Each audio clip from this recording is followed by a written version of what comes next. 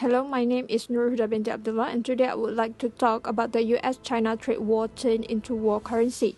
First of all, the US-China trade war has witnessed significant impact upon the economies of both countries as well as the global economy.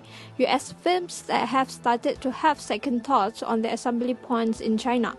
In addition, the global economy has been affected as many of other countries depend on trade between the United States and China to provide intermediary goods that are further made into a final product then exported.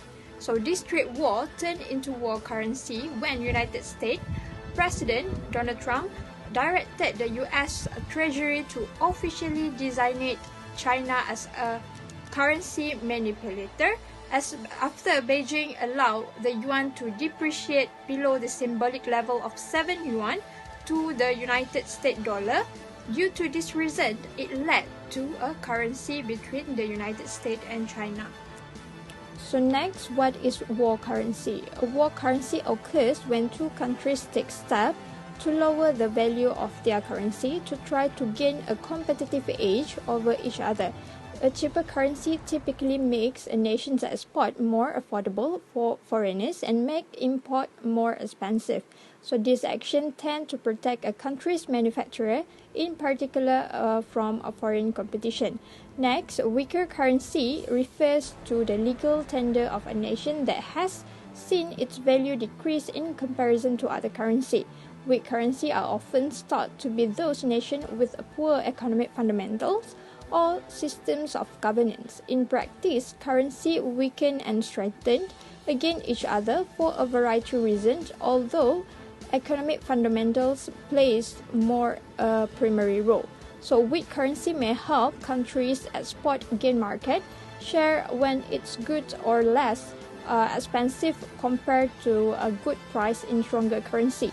So when sale and transaction happen rapidly, economy will grow and provides jobs opportunity for the people in the country. So in fact, companies that conducting business in foreign market also will be more competitive and rising high profits. For example, when purchasing American-made items become less expensive than buying from other countries. So American export tend to increase. In contrast, when a value of a dollar strengthens against the other currency, exporters face greater challenges selling American products overseas. So next is the US response to its war currency. The US government under the President Trump is preparing for what could be a full-blown currency war between the US, EU, and China, plus whoever else that US happens to be targeting.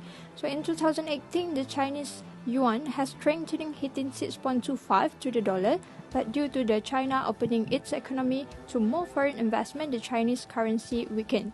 So the People's Bank of China, PBOC, has to allow market forces to play a greater role in setting its value of China's currency might be weakened. Further, overseas fund will increasingly play a role in China's bond market, which might lead to increased flow of funds out of the country's further depreciating of the currency. So in the response of the war currency, Trump's administration wants to keep the interest rate and the dollar low. So this is a shift from Trump's predecessor in the White House, who have lobbied for a strong dollar. For him, a low dollar is the way to bring jobs back to the United States after so many were exported abroad to take advantage of lower labor costs and therefore rebuild the US manufacturing sector primarily through cheaper export. So he's particularly targeted China for competitively devaluing its currency to dump cheap export into the US, such as steel and aluminum.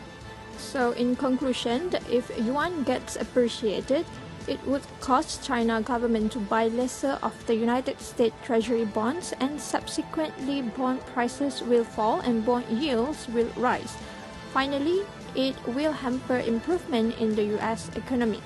On the other hand, the depreciation of US dollar would lead to pricing of oil, which will stagflation of American economy. US oil dependent industries may collapse and lead to a massive unemployment and other severe economic consequences. So it can be more critical if the China relax its control on short-term investment without first introducing exchange rate flexibility. So it can lead to a large speculative flow and threaten economic stability and orderly world trade. That's all from me. Thank you.